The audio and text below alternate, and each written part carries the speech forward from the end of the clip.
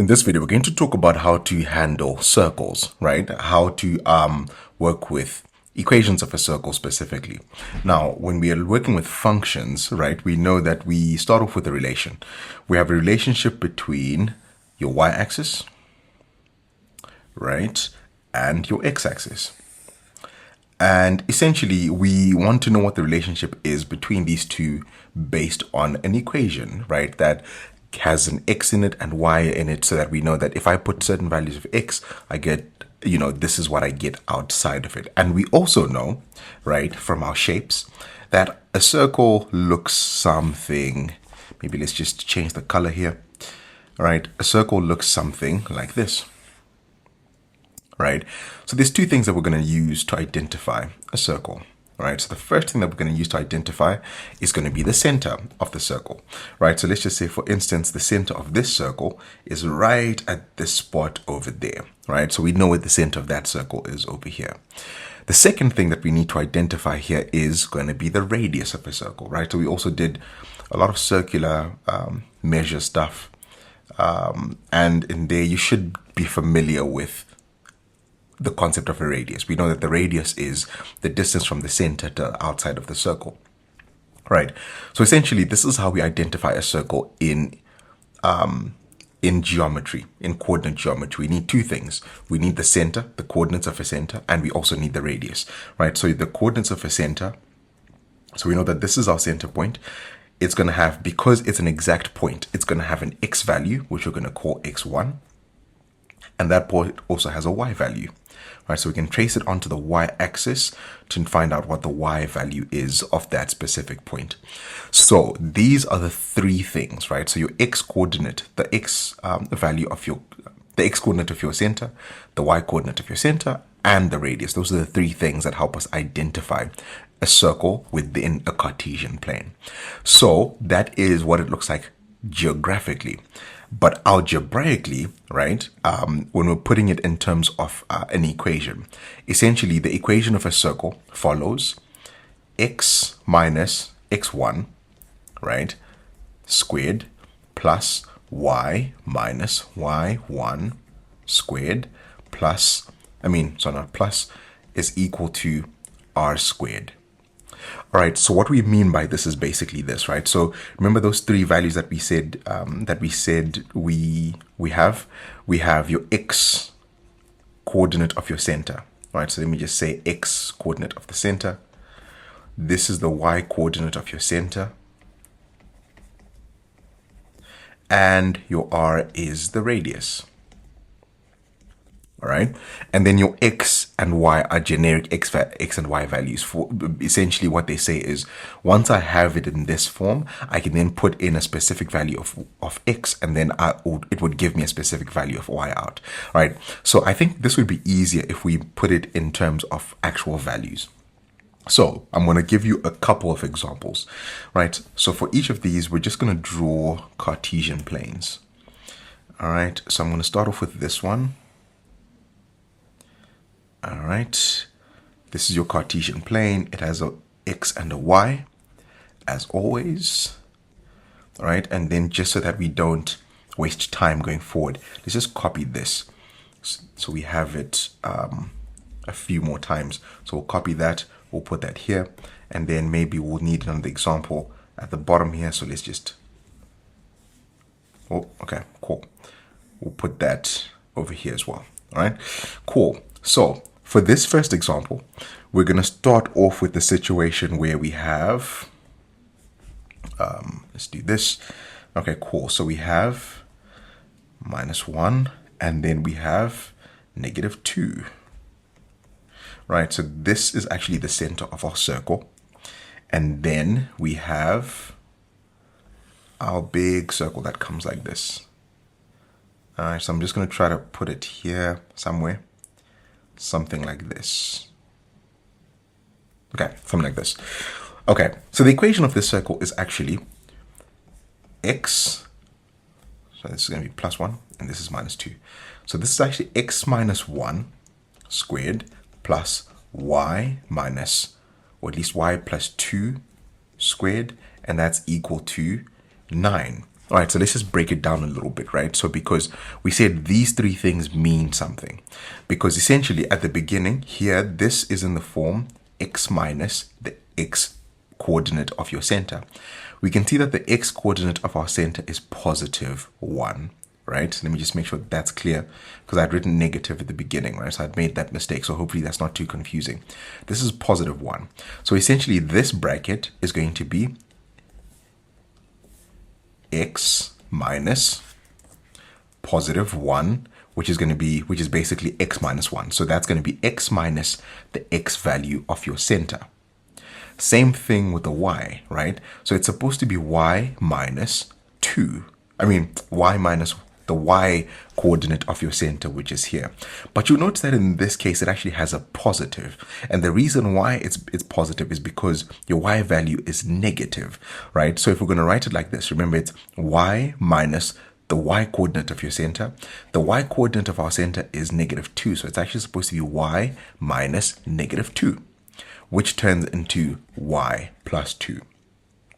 So that then tells us that if we're looking at a graph in this format over here, right? If we're looking at it in this format, if we've been given this format here, essentially, if I just directly ask you what are the coordinates of your center, you just need to say, okay, x minus something, right? So that something is the coordinate of your center. So this is going to be x minus 1. And then this is also y minus something, but that also means that if there's a positive, it means that there were two negatives, because it's always going to be y minus something or x minus something. So the easiest thing to do here is once you see the sign inside the bracket, just get the negative of that. That becomes the coordinate of your x or the coordinate of your y. That's why over here we had positive 1 as our x coordinate and then negative 2 as our y coordinate, because it's supposed to be y minus the negative 2 to give us y plus 2. So always take the negative. So essentially that's how to read the x and y coordinates of our center. And then also remember we have a third thing. The third thing is the radius. Right? The third thing is the radius, right? So basically we're saying, okay, that value is 9. So 9 is supposed to be our r squared, right?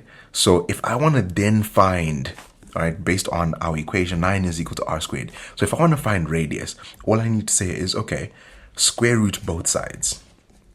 That then tells us that r is equal to the square root of 9, which is plus or minus 3. But it can't be negative 3 because radius can't be negative.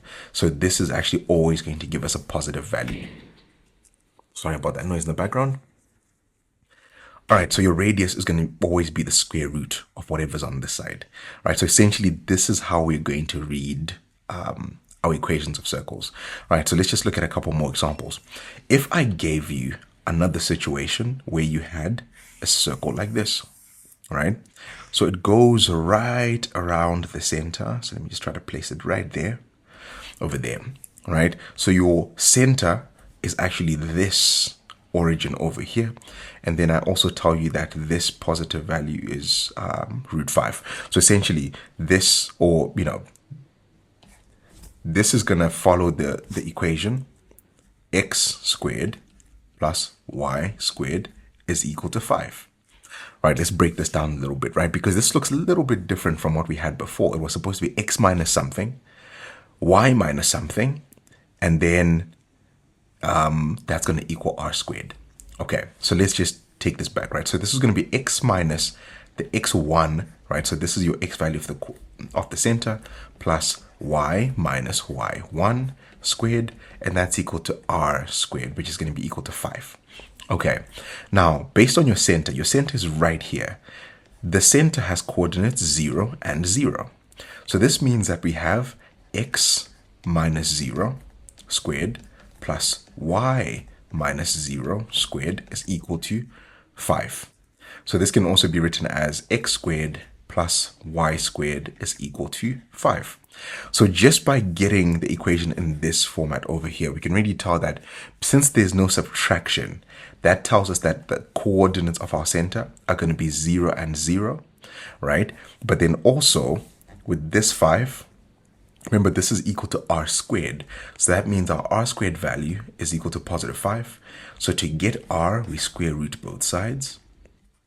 Therefore, your r is positive square root of 5. Remember, we don't consider the negative because you can't have a negative radius. All right, cool. So that's how you interpret here. So even if we were to take this, right, and move it, let's say, for instance, again, right, we have something like this. All right, so let's say, for instance, over here, we have this at x is equal to positive 2, right? But the center also lies on the x-axis, which means the y value is 0. So in this case, your x value of your center is 2, your y value is 0. And let's just say for your radius is like 3, right? So your equation would be x minus the x value, which is positive 2, so that's going to be x minus 2 squared, plus y minus the y value of your center, which is 0, and then this is also squared, that's equal to your radius. We said that for this example, it's 3, so that's going to be 3 squared. So your equation is actually going to be x minus 2 squared plus y minus 0, which is just y. This is also squared, that's equal to 9, right? So we can see that we're going to get this in different forms. We need to be able to interpret based on the information that we're given. We need to be able to interpret what the x value of our center is, the y value of our center is, and what the radius is, right? Based on the different kinds of forms that we're going to get it in. Right.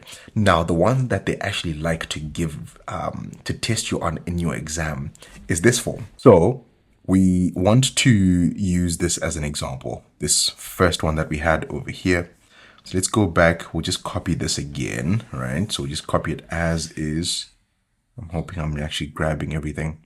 Let's copy this, right? And let's bring it all the way down here. Did not work as well as I thought. Let's keep on dragging it. Let's drag it. Okay. All right. Let's put it on a fresh page right here, right? So this is our example, right? And the equation for this circle was x minus 1, y plus 2, and that's equal to 9. Okay. Right. So we have this equation. We have this circle, which follows the equation x. Let's make this a little bit thicker just so that it is more visible, right? So we have the equation x minus 1 squared plus y plus 2 squared, and that's equal to 9. And we know that that interprets to, okay, this has a center with the coordinates positive 1 and then negative 2, right? So those are the coordinates of your center. And then we also know based on this that the radius of the circle is going to be the square root of 9, which is 3. Okay, so we can interpret it if we're given it in this exact form because we know that this is the form of a circle. However, what they like to do is they like to give it to you once it's expanded already so that you put it in this form first and then you can interpret it. What do I mean by that? All right, so now we're going to work in reverse. I'm going to take this formula and I'm going to expand these two brackets, right? So we're going to use the FOIL method to expand this bracket and that bracket, and then we simplify just so that we can show that this can be written in different forms. So we're going to start by expanding that bracket, right? So x minus 1 squared. So just to make it go quickly, I'm going to use a quick method of FOIL. If you have your own method, that's fine. Just follow that, but you should get exactly the same answer. Right, so to expand this first bracket, we say x squared, which gives you x squared. Then we say x times negative 1, which is negative x, but you multiply that by 2 because it's coming from the bracket twice. Right, so that's going to be negative 2x. And then you say negative 1 squared, which is positive 1. So we're done with that bracket. That's fine. Do exactly the same thing for this bracket, right? So that's going to be plus y squared. That's going to be y squared. Right? And also remember that this is happening to the whole bracket, right? So essentially what I mean is you're still adding this whole thing as 1. So we're going to add, and then we're going to have the expanded versions in brackets this time. All right, so we have y times 2, which is 2y, but remember it appears twice, so you have to multiply by 2. So that's going to be plus 4y. And then plus 2 squared gives you 4. That's equal to 9. can actually simplify this by just getting rid of the bracket. The bracket isn't really doing much here. So just say x minus 2x plus 1 plus y squared plus 4y plus 4, that's equal to 9. Then we can group our like terms, right? So that means, in this case, your x squared is the only x squared that's here. You only have one x term, which is negative 2x. However, we have this number over here. We have that number over there. And then we have that constant number as well over there. We want to put those on the same side, right? So what I'm going to do is I'm going to take that 1, send it to that side, take the 4, send them to that side, and you're left with positive y squared, positive 4y. But on this side, that means you still have the 9, but remember the positive 4 came, so it became negative 4. The positive 1 came, and it became negative 1. So now we can simplify. That's going to be x squared minus 2x plus y squared plus 4y is equal to 9 minus 4 is 5 minus 1 gives you 4. So in your exam, you are more likely to be given a circle in this format over here, right? And they want to test your ability to be able to say, okay, because you can't really see anything from here. This number actually doesn't really mean anything, right? If for example, I ask you for the radius of this, we know that the radius is actually 3 because we worked it backwards. But this 4, because these brackets have expanded, that 4 is a combination of the numbers that came from this bracket, from that bracket, and from the 9. So we can't really directly see what the radius is. We need to be able to take it from this format into this format using completing the square. All right. So essentially, that is what we're going to do in the next video, right? Where we look at a couple examples where we're given in this format. I'm going to start off with this one, and then we look at one more example after that.